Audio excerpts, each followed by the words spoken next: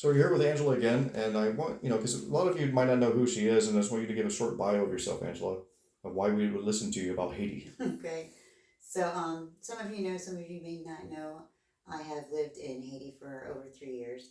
I've lived in Port-au-Prince for the last year, and I'm a bit nosy, and I care about Haiti and the people there a lot. So, I ask a lot of questions of the Haitians there to find out, what their viewpoint is, what they want, what they need, what they like, what they don't like, and I've come up with some, I think pretty serious reasons or pretty real reasons of why what things should happen. Well, the reason why I'm filming is we were just talking about possible solutions that you came up with. So they're sending $300 million to Kenya, Yeah. and they're having the surrounding Caribbean countries get together to do a transition of government, but yet no representation of Haiti, and that's just insane to me. So let me first off by saying $300 million to Kenya to come to Haiti with 1,000 police officers. First of all, that's against their constitution. Secondly, 1,000 police officers that don't speak the language, don't know the terrain. 1,000's nothing. 1,000's not going to do anything at all. How many gang members are we talking about? Thousands. And I think there's only like 3,000 police officers there right now. So 3,000 can't do anything for all of it. I don't think 1,000's going to do anything, especially 1,000 that, again, don't speak the language, don't know the lay of the land. They don't want them there anyways. So it's not going to be easy for them at all. And that $300 million could go to a lot better purposes than trying to come in there and force people to do things that they may or may not want to do, or deal with people they don't want to deal with.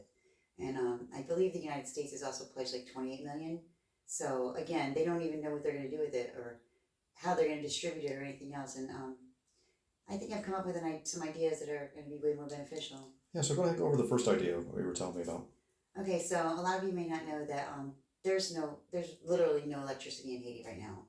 So before all this craziness started happening, even before Jovenel Moise got assassinated, and maybe even for a year afterwards, the government of Haiti gave the people of Haiti electricity for 2 hours a day, or 2 hours in the morning time and 2 hours in the evening time. And there's not meters in the houses. There's no like electricity ran through the houses. It's uh, a a line ran from a pole into the house with electric cords, attached to it. That's not very safe. It's pretty dangerous. Fires, all that stuff. And now they're not even giving it at all. There's no electricity down there at all whatsoever. So people don't have lights at nighttime. They can't charge their phones. They can't do anything at nighttime. It's all during the daytime. And I don't know if you know how hot it is in Haiti. It's pretty hot down there. So well, more importantly, they can't communicate, right? They can't get information. They can't work. They so can't work. They can't. They don't cell have, phones, everything. Yeah, their cell phones are everything to them down there. That's the only form of communication or access to the outside world that they even have. And everybody pretty much down there has a cell phone for that reason. Social media is a big thing down there. So what's your solution that you were telling me? Tell the people. I have solar panels on my house down there, and solar panels. There's sun in Haiti 24/7, pretty much. Even at nighttime, there's sun. But I think solar panels down there cost between $200 and $300 per panel, and one panel can give electricity for a house pretty much all day and all night. They don't really have many things to charge down there or run off electricity. Like they don't have stoves, they don't have refrigerators, they don't have televisions. They pretty much all they need is lights and a way to charge their cell phones. So I think there's 1 million people. I did the calculations, but we'll do them again right now. So there's 1 million people in Haiti. 1 million people in Haiti. Sorry about my cell phone, but I'm working at the same time. So let's find out. Okay, so 1 million people. And was it, you said 4 people, 2 household, or 5 people? 4 people. Okay. 4 people per household. So that's 250,000. That's 250,000 times. So we're going to say 250,000. We're going to say that maybe, let's say even though 25,000 of them already have solar. Okay. Because there's some people that do have it already. So let's just say 225,000. Let's say 200. Let's say 200,000. Okay. Times $300 per solar panel. Okay. For each household. That's what. Does that? 60 million. Okay, 200,000. We'll say 200,000 too. Clear. 200.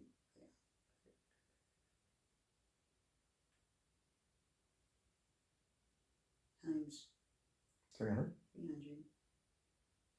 Yeah, that's $6 million. 6 million. 60 million. Okay. 60 million. Yeah. So $60 million still. 300 million going to Kenya for a police force is not even supposed to be there. So everybody in Port-au-Prince Every literally could household. have Every household. we could have a solar panel, One self-reliant, be able to charge their yep. cell phone, have some light, Yep. For $60 million. be on the internet if they have the internet. We'll get into that in a Yeah, second. we're gonna get into that. And they could do it themselves. It's not Yeah. like they need. They don't. We did it ourselves. We had somebody from down the street come do it, and that person got some money for it too. So, you know what I mean? Like, so give them extra $50 per solar panel to have somebody come out and install it for them or whatever. And then if everyone's getting a solar panel, there's no reason to steal. There's no reason to take Yeah, away because no. everyone's getting one. Yep, exactly. And you don't have to go to a store way down the street and find out if they actually have enough cords to actually charge your thing there. You don't have to leave it there for hours and worry about somebody stealing it, because that does happen. Mm-hmm. They can have it like all the time. Their phone's never gonna die. Their light's gonna have them 24/7, and that's a big deal down there. Because, all right, I'll tell you one thing. I was asked by the village of Dirac 3 years ago when I asked them. I was gonna have Christmas. I had Christmas for all the kids, and I said to them, I asked the kids, what do you want for Christmas? And they said, streetlights, so we can play outside after dark. So I bought 40 solar paneled streetlights for the village, and the parents even thanked me because now they can do things outside. They can, walk around the village without tripping over stuff and being able to see. They can tend to their animals outside during that time. It's there's a lot of stuff that you don't even realize being in the States that outside a light on a pole can actually do for you when you don't have it. It's pretty amazing. But I did that, so I know what it is for them to actually have lights at nighttime. It's a big deal. So yeah. So with having actual power, that leads us now into the internet.